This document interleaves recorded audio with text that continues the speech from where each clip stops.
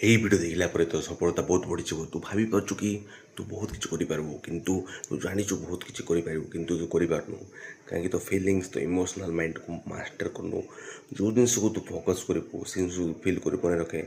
ଯେଉଁ ଜିନିଷ ପଚାରେ ଏଇ ମୁମେଣ୍ଟରେ ପଚାରେ ମୁଁ କ'ଣ ଫୋକସ୍ କରୁଛି, ମୁଁ ପ୍ରୋବ୍ଲେମ୍ ବ୍ଲେମ୍ କି ସଲ୍ୟୁସନ୍ ମୁଁ କ'ଣ ଚାହୁଁଛି ଲାଇଫ୍ରେ, ତାହାକୁ ପାଇବା ପାଇଁ ମୁଁ କ'ଣ କାମ କରୁଛି, ତା ପାଇଁ କ'ଣ ପ୍ଲାନିଂ କରୁଛି, ତା ଫୋକସ୍ କରୁଛି।